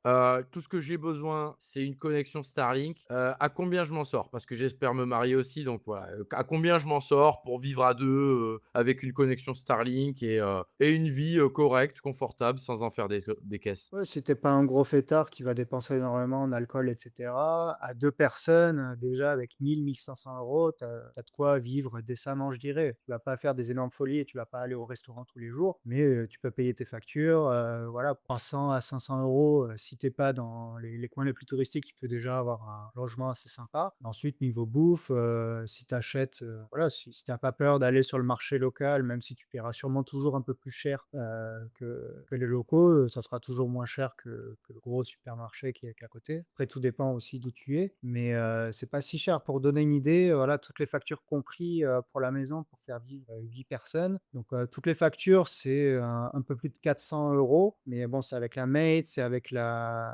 l'électricité, donc il y a 4 Attends, clim. tu as une baraque pour 8 personnes avec une femme de ménage compris et les factures compris pour 400 balles par mois? C'est ça et en plus, on a quelqu'un qui passe pour la piscine, pour l'entretien des pompes et cetera, qui passe une fois par semaine et ça, c'est 60 € par mois. Non, mais il a What? acheté la baraque. Il a acheté la baraque aussi. Il y a pas le loyer inclus Ah! dedans. Ah, il y a pas le loyer inclus. Non, non, sans le loyer, ouais, ouais, ouais. Bah, après quand tu prends un loyer, tout ça, c'est inclus. En D'accord. général, tu as peut-être l'électricité dans certains endroits qu'il faut payer en plus, mais souvent dans ton loyer, tu as la femme de ménage qui va passer 1 à 3 fois par semaine Tu et as tu les as femmes de ménage qui sont l'entretien et comprises cetera. dans le loyer, c'est le futur ce pays. Bon, moi, c'est bon, je vais à Bali, les gars.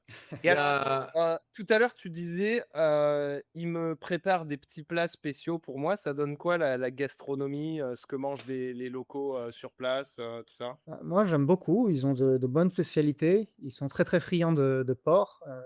La plus grande spécialité des Balinais, c'est leur méchoui, en fait. C'est leur porc, qui est, rempli d'épices balinaises, qui est cuit à le la broche laichon. sur le feu. Attends, Ouais, c'est ça. même les musulmans, ils mangent du porc? Bah, encore une fois, Bali, c'est pas très Ouais, musulman. OK. Alors attends, Donc c'est oui, pardon, vraiment en début d'émission, je disais 99 de musulmans, je me suis complètement trompé, c'est 87. Alors attention, suivant les bon, je vais m'abstenir. Je vais dire suivant les endroits, j'ai déjà vu des musulmans bouffer du porc, mais je j'ai pas Ah, bien je vais sûr que arrêter. oui, mais en France, justement, on à connaît Bali, tu tous as des du musulmans tourisme qui et mangent que saucisson. j'ai entendu quelques histoires où tu as des musulmans qui s'arrêtent dans la voiture et tu as le guide qui va acheter, le baby gouling, justement, c'est comme ça que ça s'appelle, j'ai vu dans le commentaire, les connaisseurs et du coup, tu peux avoir quelques musulmans qui vont manger un peu de porc parce que Bali, c'est un mode plus relax, on va dire. C'est un peu le coin, entre guillemets, «plus libre» que le reste d'Indonésie, bien que le reste d'Indonésie, c'est pas non plus les plus radicaux. Ça reste quand même assez soft. Le gouvernement, souvent prend des actions un peu coup de poing, justement, contre l'islam radical et tu que quelques coins d'Indonésie où c'est vraiment très, très, strict de ce Et et côté-là. et alors, à part le laichon là, c'est quoi? C'est nasi goreng, c'est quoi les spécialités là? C'est du riz, frit avec du ketchup, de la sauce saté? Bah, ça, c'est le truc que les touristes connaissent et souvent s'arrêtent à ça. Ouais. Donc ouais, tu as mie goreng, nasi goreng, donc tu des nouilles frites, riz frit, mélangées avec plein de choses. Mais après, tu as plein d'autres, plats. Ce que la maman cuisine souvent, par exemple, c'est, tu les noms indonésiens, donc tu as babi ketchup, donc ça va être du porc avec une sauce un peu aigre douce, un peu sucré salé, un petit peu, voilà, qui nappe, qui est très, très bonne. Elle peut faire la même sauce avec du poulet, pas mal de soupe aussi, donc des bouillons, que ce soit avec du porc ou du, bœuf. Pareil, tu as 2 ou 3 Tu recettes m'as de donné soupe, faim. typiques. Il y a plein, plein de choses et surtout juste à côté de Alors, là où on habite, on a vraiment un marché avec, le boucher qui va avoir de bonnes pièces pour pas trop cher. Donc vraiment on bah, mange tu bien pour consommes pas trop local, cher. quoi. Tu Tout consommes à fait. local et forcément c'est abordable et de bonne qualité. Alors les gars, si vous voulez voir les petits plats que concocte, la belle maman de Thomas, n'hésitez pas à venir dans le groupe Telegram du Bunker. Il nous fait saliver de temps en temps et même sur son Telegram à lui, je pense qu'il en poste. De temps en Mais temps, ouais, ça m'arrive quand j'ai faut le pas temps. avoir peur de voir aussi des pâtes de poulet, ce genre de trucs. Moi j'adore, mais il y a des gens que ça horrifie. Et Oui, il y a des choses très particulières comme ça aussi, ouais. dans le chat, il y a un mec qui demande: «Est-ce que tu es en contact avec la diaspora française qui est en Indonésie?» parce qu'il y a beaucoup de gens, qui sont à Bali, qui sont français. Bah, en dehors de mes amis proches, pas trop, je suis sur un groupe, WhatsApp, par exemple, entrepreneurs français, je crois il y a peut-être 800 personnes maintenant dessus. Donc je vois un peu ce qui se passe, les événements qu'ils organisent et cetera. Mais, je suis assez loin de tout ça. Je suis vraiment focus, travail et je vois les 2 3 amis proches français qui sont là. Et effectivement, à Bali, d'un point de vue, communautaire touriste, tu as énormément de Russes. Ils doivent être peut-être la première communauté si ça n'a pas changé. Les Français, on est la deuxième ou troisième communauté les plus présents sur Bali, notamment dans tout ce qui est monde de plongée sous-marine, parce que tu as énormément de touristes français qui viennent, donc tu as besoin d'avoir des guides de plongée qui parlent français. Il y a un créneau vraiment pour les centres de plongée avec des instructeurs. Et alors, on en arrive au point que tout le monde attend. Alors toi, tu es marié et grand bien t'en fasse, mais de la même manière que je l'ai dit avant, simulation, si tu es un jeune loup du bunker et que tu te poses des questions, est-ce que j'ai pas envie d'aller à Bali faire un peu de Wi-Fi money? Qu'est-ce que ça donne le vrai Bali au niveau des meufs? Je suis pas en train de te parler de l'Australienne rouquine avec des dreadlocks sous les bras. Je parle des locales. Est-ce que c'est facile de rencontrer des locales? Est-ce que c'est compatible avec nos mœurs? En dehors de ton expérience propre, qu'est-ce que tu en penses pour quelqu'un qui chercherait à, non pas à s'amuser, mais à faire sa vie? Je pense que c'est quand même un petit peu compliqué, surtout si tu recherches, balinaise, parce que c'est très, protecteur, très traditionnel, dans les villages balinais et cetera. Donc ils sont pas trop du genre à laisser leurs filles, traîner avec des étrangers. Et ensuite l'autre versant, le versant assez fêtard et cetera, Bali, c'est très attractif, mais aussi pour tous les autres Indonésiens. Tu as beaucoup de Javanais ou d'autres personnes d'Indonésie qui viennent à Bali et au niveau des femmes, beh, tu as beaucoup tout simplement des michtos ou des personnes qui sont là juste pour être des sugar baby et donc qui sont Ouais. pas trop là pour, créer quelque chose, de concret. Donc, c'est un Tu dis que je c'est pense que c'est difficile de possible, rencontrer une mais locale, mais bah, du coup, est-ce que toi, tu as vécu du rejet au départ avant de devenir le chef du village? Est-ce que c'était compliqué pour toi?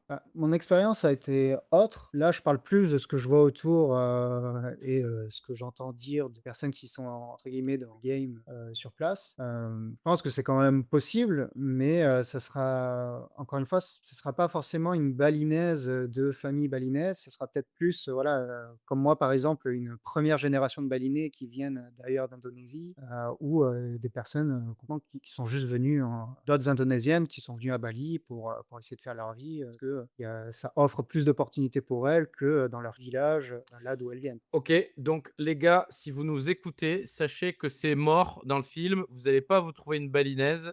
Il vaut mieux trouver une primo déracinée, une Indonésienne qui s'installe à Bali pour faire votre vie si c'est votre objectif. Ou une Australienne avec la syphilis, hein. Après, tout est toujours possible, hein, il y a toujours des cas Bah oui, particuliers et oui. cetera et je dis pas avoir la vérité par Non rapport à mais ça, c'est j'essaye de ah, Ah, on l'a perdu. Non mais moi je c'est très bien si les balinés, je reprends, je disais: «Ouais, c'est très bien, hein, si les balinés sont un peu tribaux et cherchent à conserver leur culture et sont pas pour, et ben, le multiculturalisme, grand bien leur en face aussi, hein». Pas oui, une donc critique loin de pour là. les auditeurs du bunker, si jamais vous voulez, marier une, balinéenne et lui faire des enfants, et ben, il va falloir que vous accueillir la belle-mère, au sein de votre foyer. Voilà, Tout à fait. pour le meilleur et pour le pire. Exact. Alors, on a une question, qui me paraît, pertinente. Est-ce que, bah, tu pas encore d'enfant, donc tu y as peut-être pas été confronté, encore. Il demande si les vaccins là-bas, c'est la folie comme en France. Faut savoir qu'en France, on a une inflation sur le nombre de vaccins obligatoires qui est énorme. Aujourd'hui, on est à 13, je crois, ils veulent monter à 22, un truc de fou, Je suis pas trop renseigné. Les seuls vaccins que j'ai pu voir, c'était en période Covid où, bah, ça a été la folie un peu partout et tu avais le Sinovac et ensuite le ceci et le cela et après c'était surtout pour voyager, pour quitter Bali, pour les vols internationaux. Est-ce qu'il faut le vaccin? Est-ce qu'il y en a pas besoin? Les PCR, machin. Donc comme un peu partout, il y a eu ça, mais après j'ai jamais trop entendu, parler des autres vaccins. J'avoue que c'est pas un sujet que j'ai creusé. Effectivement, n'ayant pas encore d'enfant, j'y ai pas été confronté encore. Je réponds à Max Gaming Score. Allez profiter de la misère pour trouver une femme, pas très bandant comme projet, ou que ce soit. Alors, je suis pas d'accord du tout avec ce que tu essayes d'insinuer. Je pense que les gens qui profitent de la misère, c'est plutôt pour du sexe et du tourisme sexuel. C'est des gros dégueulasses. Et la majorité des gens qui cherchent à s'expatrier, à s'installer ailleurs, ils cherchent à fonder un foyer, trouver une femme avec laquelle ils sont compatibles. Et faut arrêter avec ces rapports à l'argent, à machin et tout ça. C'est comme Non, mais partout. attends, de toute façon, le rapport à l'argent, il est le même en France ou à Bali, Ben mec. oui, Je suis désolé, tu peux pas, accuser Thomas de profiter de la misère d'une personne, alors que le mec, il vit littéralement avec sa belle famille. Au contraire, tu peux pas faire plus enraciné, qu'un mec qui apprend la langue et qui vit au quotidien avec la famille de sa femme. Donc, oui, il y a des gens qui font ça, beaucoup en Thaïlande, beaucoup en Colombie. C'est des expats qui sont des gros dégueulasses qui viennent se taper des meufs de 20 ans, alors qu'ils en ont 60 et c'est de la prostitution 2.0. mais un mec qui s'engage avec une locale sur Bah un oui. projet de fond et un projet familial, tu peux pas lui tendre cet argument-là. Et puis d'ailleurs, je retournerai l'accusation en disant que s'il y a de plus en plus de gens qui s'expatrient dans le but de créer de faire leur vie de famille à l'étranger et de se trouver peut-être une étrangère, bah, ça en dit plutôt long sur la proposition qu'il y a en France plutôt. Voilà. Peut-être qu'il n'y a pas une proposition si séduisante. Voilà, voilà. Bah, l'arbitrage géographique, il faut le faire pour les impôts, il faut le faire pour les femmes et il faut le faire sur la qualité de vie. Bah, Et des trucs tu comme sais, ça. Si tu n'es pas Thomas, moi, satisfait avec le dating market en France, et ben va là où les femmes sont plus alignées avec ton projet de vie. après, c'est pas nécessairement pour trouver une femme, mais bon, si tu t'expatries pour te réancrer dans un endroit, il y a un moment donné où la question de se trouver une femme et faire des gosses va se poser. Donc, toujours est-il que moi, je suis fan. La colonisation que je préfère, c'est la colonisation espagnole. Les Espagnols ont systématiquement trahi la couronne pour se métisser avec les locaux et fonder leur propre royaume et faire du business avec la mère patrie. Je trouve que ça a quelque chose de poétique et je suis pour. Voilà.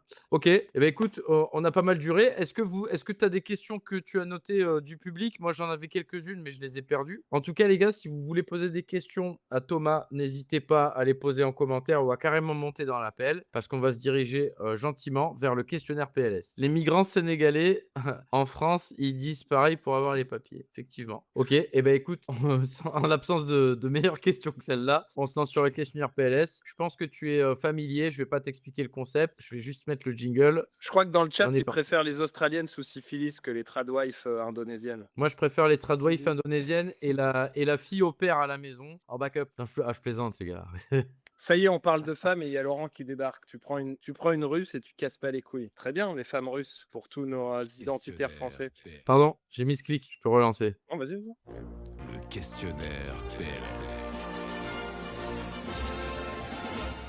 Questionnaire PLS, Thomas, je vais te poser des questions qui peuvent paraître déroutantes. Tu peux y répondre par oui, par non, ou tu peux élaborer si ça t'intéresse. As-tu déjà mangé du chien en Indonésie? Non, mais il y a des coins, qui le cuisinent, j'ai entendu parler de ça. Mais, Ah. à Bali, j'ai jamais vu ça en tout cas. As-tu déjà payé un pot de vin à un flic indonésien? À moitié, c'était, quand j'étais encore jeune et con, on était sur un scooter à 3, en soirée et cetera. On s'était fait arrêter par un policier et on a juste, laissé un petit billet puis parti. Ok. Mais, C'est l'avantage aussi de ce genre de pays, c'est que l'accès à la corruption n'est pas réservé aux overlords.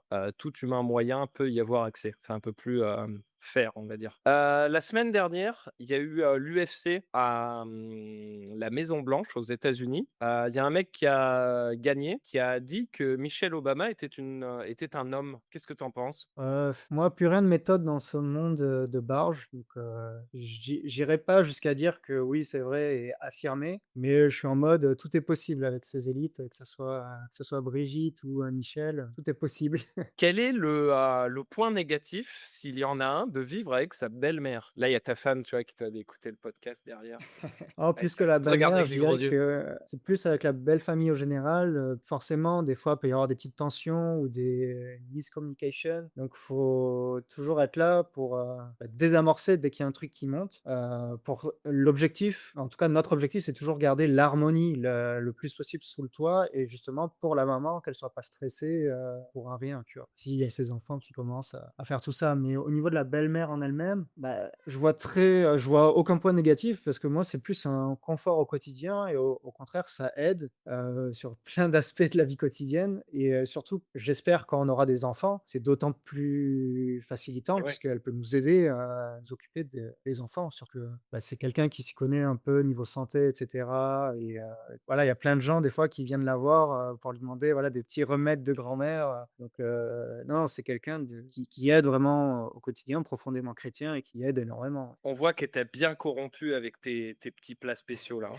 avec les petits plats. Mais j'ai encore une fois, je l'aime énormément et je Mais les m'estime vraiment gars, chanceux d'avoir eu cette belle famille ici, les à gars, m'accueillir de on- cette manière-là. tu vois la légende du beau-fils qui aime pas la belle-mère. Si la belle-mère était à la baraque et faisait des petits plats tout le temps, ça existerait même pas. Et attends d'avoir des gosses, et qu'elle te les garde pendant que tu peux sortir avec madame. Ah Là, tu oui, vas dire, non, mais c'est c'est un bénéfice absolu. bah, de fou. Surtout que bah, en France, France, on a la vision de la belle-mère, tu sais, qui est boomer, casse les couilles et qui est sur une, croisière Costa, tu vois? Et Et tu viens pas qui a laisser tes gamins pour les vacances une semaine, c'est même pas possible. c'est ça, qui C'est a nos 5 parents. 000 balles de, retraite par mois et qui vient te parler de travailler, quoi. OK, question d'après. Si je te mets un gun sur la tempe, un pistolet sur la tempe, tu préfères manger un Testi Crousti ou un French tacos? Je pense French tacos quand même que Est-ce qu'il y a des Testi Crousti, à Bali? bah, justement, j'ai vu sur Twitter, tu as le premier qui va ouvrir bientôt. Il y a 3 French tacos qui sont déjà sur l'île, je me trompe pas et tu as le premier er Testi Crousti qui va ouvrir. Je crois que vous l'aviez, sur votre compte, vous l'aviez tous les jours. Ouais, je sais, c'est pour ça que je te dis ça. Putain, C'est partout où tu vas, l'enrichissement fais, culturel. des French arabiques? C'est un enrichissement culturel, c'est une nouvelle proposition culinaire sur l'île, ça la rend plus attractive. On verra si ça match ou pas, s'ils arrivent à rester sur l'île, tant qu'il y en a pas à tous les coins de rue, ça ira. T'imagines, mec, t'es le Nicolas moyen, tu payé des impôts pendant 15 ans, t'as rêvé de t'expatrier parce que t'as écouté le bunker, tu sais, pendant 3 ou 4 ans, t'as trimé comme un fou, tu travaillé 20 heures par jour et là, t'as enfin réussi à t'extirper du Socialistan, tu à Bali, tu te dis: «Ça y est, c'est terminé», et là, mec, tu sors de l'aéroport, t'arrives devant le resto et tu vois un putain de test crousti, mec. Ah là, c'est déprimé, hein. La douche froide, La douche ça te froide. suivra, partout. Bah, personnellement, moi ça me ferait rien parce que je trouve ça cool. J'aime bien le design du Testi Crousti et tout. J'en mangerai pas, mais Ouais. ça me dérange pas que des gens en mangent. Parce que sachez que ce soit à Bali, que ce soit en Asie, en Amérique du Sud, il y a tout un tas de malbouffe et de goy-slop aussi. Donc l'un dans l'autre, Ah oui. une de plus, une de moins. Ah ouais, moi en Colombie, ça me faisait halluciner, hein. Ils ont des espèces de gros bacs avec de l'huile de vidange, mec, qui te font cuire des churros, des trucs frits, là, c'est dégueulasse. Mais de toute façon, tu peux voir la qualité des aliments que mangent les locaux à la gueule qu'ils ont, hein. Tu sais, quand ils ont des quadruples mentons où tu as l'impression que leur visage, leur tête est collée sur leurs épaules, des boutons partout, tu sais qu'ils sont biberonnés aux huiles de graines pétrochimiques, quoi. Full C'est pour ça inflammation, que c'est pour ça que rien ne vaut la cuisine traditionnelle et la cuisine traditionnelle, pas revisitée avec, je sais pas moi, de la mayonnaise ou dans le mafé ou de l'huile de graine, machin. Non, moi j'aime bien la cuisine traditionnelle, quel que soit le pays où je vais. J'adore goûter ça partout. Bah, Si quand tu on a devais emménagé dans partir pardon. ouais, vas-y. Non, bah, au niveau des huiles et cetera, la une des premières choses que j'ai faites quand on a tous emménagé ensemble, je leur ai dit: «Toutes les huiles là, des graines, c'est fini. J'achète moi-même les bidons de 5 litres d'huile de coco et on cuisine qu'avec ça. Vous achetez jamais, les autres huiles et cetera» et voilà. Au Tu leur as moins, fait Ouais, moi gagner, c'est on mange tu correctement. leur as fait gagner 10 ans d'espérance de vie. Mais alors, on s'étale, mais moi, c'est fait pareil dans ma famille, hein. Moi, il y a pas d'huile de graine à la maison, c'est un choix et figure-toi que tout seul, ma femme, par exemple, quand on sort, on va dehors et tout, elle sent l'huile de graine et tout, elle en veut même pas C'est parce qu'on n'en mange dégueulasse. jamais. Mais ma femme, pareil, quand on mange à l'extérieur, maintenant, elle le sent, tu vois? Ça fait un truc dans le palais, tu le sens maintenant, tu y es Ah plus bah, bien habitué sûr que oui. et c'est négatif ce que tu ressens. Si tu devais partir en vacances avec un homme ou une femme politique français encore en activité, ce serait qui? Ouh là, bonne question. J'ai envie de dire Zemmour, si ça compte, juste pour parler et rigoler, tu vois? Parce qu'il est OK. cultivé aussi, donc je suis pas le Si plus tu grand fan non plus, mais c'est si tu celle-ci. devais être un homme, un personnage historique, tu serais qui? Saint-Louis. Oh putain, un antisémite, merde alors. Question d'après, chaque semaine, on demande à notre invité de poser une question à l'invité de la semaine d'après, en sachant qu'il ne sait pas qui il est. La semaine dernière, on avait, Fabrice Epelboin et il te demande: «Est-ce qu'il y a encore un espoir pour rétablir une forme de liberté d'expression sur le continent européen?» Grand débat. Il y a toujours de l'espoir, mais il y aura de moins en moins de gens courageux et à prendre le risque parce que ça va coûter de plus en plus cher, sur le continent de s'exprimer librement. Surtout quand on voit, on a vu tout plus d'anonymat et cetera, mais même, visage décache comment dire? En utilisant sa vraie identité et vouloir dire ce qu'on veut, ça va être de plus en plus coûteux. Je pense qu'il y a toujours de l'espoir, mais disons que l'espoir reviendra dans un long moment, prendre plusieurs décennies avant que la tendance revienne, dans le bon sens. Je pense que là, on est vraiment enfoncé pour encore passer facilement 20 voire 30 ans et que ça soit une lente descente aux enfers, je vois pas d'autre issue pour le moment. Mais bon, en tant que chrétien, il y a toujours un peu d'espoir, mais des fois, ça peut être très, très compliqué et très longtemps. OK. Est-ce que tu veux te prêter au jeu et poser une question à l'invité de la semaine prochaine en sachant que tu ne sais pas qui il est? Oui, que je réfléchisse un petit peu, pour changer un peu d'habitude. Ta carte blanche. Est-ce que tu logerais chez toi ta belle-mère? Non, je rigole, je Bah, plaisante. justement, je pensais un petit peu à ça, vu que c'est, en mode question, quelle est la dynamique idéale avec ta belle famille? Si la personne est mariée ou si elle est pas mariée, qu'est-ce qu'elle imagine comme dynamique idéale, pour vivre avec la belle famille et même sa propre famille? Une fois que tu es marié, comment tu envisages, la vie? Est-ce que vraiment c'est juste vie nucléaire, isolée un peu du reste? Ou est-ce que c'est plus en mode tribal et où, Tu penses toi tu que, interagis encore plus? Tu penses, toi, que le socialisme en France et l'État nounou a un peu sapé ces interdépendances que tu étais obligé d'avoir avec ta famille, de vivre un peu en clan et de créer du collectivisme entre membres de la famille, parce que tu n'avais pas le choix, concrètement, tout le monde apportait sa pierre à l'édifice d'une certaine manière. Tu penses pas que c'est aussi le socialisme et l'État nounou qui a sapé tous ces réflexes tribaux qu'on avait depuis des millénaires? Ouais, bah, c'est sûr que ça a joué un rôle. Est-ce qu'il y a que ça? Il y a aussi l'évolution de la société, ce que tu vois dans les médias et cetera. Mais c'est sûr que, voilà, avec les aides de l'État, tu délègues aux nounous plutôt qu'aux grands-parents. Après les gens déménagent et ne restent plus dans la même ville, parce que, très longtemps, Maison de les retraite gens, pour toute la les famille vieux. vivait au même endroit aussi.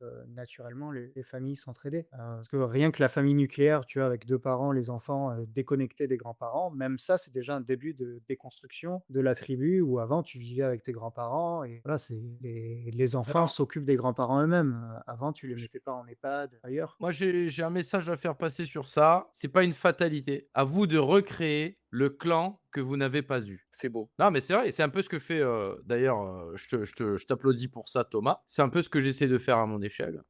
Mais ouais, je pense que si tu as posé le diagnostic et que tu vois qu'il y a un problème, à toi de faire le nécessaire pour espérer que tes enfants, ils te logent plus tard quand tu seras vieux et garder leurs petits, etc.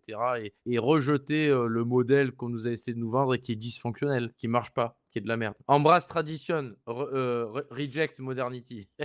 Alors, les gars, sachez que Thomas a une chaîne YouTube aussi. Vous pouvez vous y abonner. Je suis pas sûr que tu sois très productif dessus. Non, dernièrement, ça fait longtemps que j'ai pas posté, mais voilà, quand j'ai le temps, j'essaie de poster, présenter des produits crypto, en fait, que j'utilise et qui me facilitent la vie au quotidien. Comme tu disais, je n'investis pas en crypto, dorénavant, mais j'utilise des produits qui m'aident, Voilà. qui m'apportent un confort de vie au quotidien. C'est ce que j'allais dire. Sinon, il y a sa chaîne Telegram aussi dans les liens. Il est beaucoup plus actif. Il est moins nazi que nous sur Bitcoin. Il utilise un peu tout ce qui peut lui permettre bah voilà, d'améliorer sa qualité de vie, avoir une carte à Bali, faire transiter l'argent d'un point A à un point B.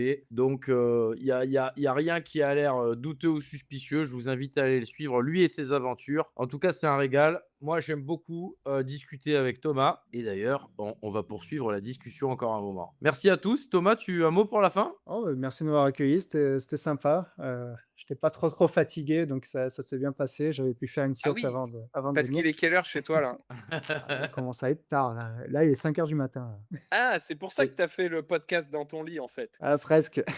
Alors, faut que je fasse assez d'argent pour construire le 3e étage. Faut que j'ai un vrai, bureau panoramique avec la vue sur le volcan. Mais D'ailleurs, il me faut que faut tu un me peu de parles sous, de ce lit nuptial de pimp de Miami des années 80 là. C'est un truc traditionnel ça? C'est Ouais, incroyable. c'est c'est baliné en ça. bois en fait, c'est un lit baliné qui est tout en bois et parce que quand on a acheté la maison, on a gardé la majorité des fournitures et des meubles qui étaient déjà dedans et ça en faisait partie, on a juste changé le matelas, l'ossature, on l'a gardé. C'est très, très lourd et c'est du bois massif. C'est un truc que tu lègueras à tes enfants peut-être. On verra si ça tient d'ici là, mais en tout cas, ça bouge. Ça a pas l'air de trop bouger pour le moment. Je C'est un vois, bon je lit vois pour Wanda. Vas-y, vas-y. Je vois Wanda qui nous demande est-ce qu'on switch sur Telegram après pour faire un call communautaire? Pas ce soir, Wanda. Je suis très fatigué et j'ai encore pas mal de trucs à faire. Mais on se le fera. On essaiera de se le faire un peu plus souvent. C'est un truc qui m'a Franchement, beaucoup plu, moi. Science, c'est quoi? On pourrait même, le chat, ils sont on fire ce soir. Je pense qu'on pourrait même s'engager à le faire au moins une fois par mois. Ouais. Petit débrief de 45 minutes sur Telegram après le live. Ouais, et puis aussi Le écouter ce chat, qu'ils ont à le dire chat, en la vocal, c'était communi- cool à chaque fois. la communauté du bunker le mérite. Tout à fait. Ok les gars, eh ben on va rendre l'antenne. Thomas, je t'invite à rester juste 2 minutes, histoire qu'on se dise au revoir en off. Et puis merci à tous d'être aussi fidèles. Abonnez-vous. Le compteur d'invités ne cesse de grimper. On est à 10 700, ça va vite. Là, je suis impressionné. Merci à tous. Et puis on vous dit à la semaine prochaine. Ouais, merci d'être à fond dans le chat, les gars. Ça fait plaisir. Vous bombardez de On est chaud ce messages. soir, Eddy. Ils sont On chauds. lit tout. On lit tout. Merci au chat. On vous aime. Merci au Merci à chat, tous. on vous aime. À très vite. Ciao.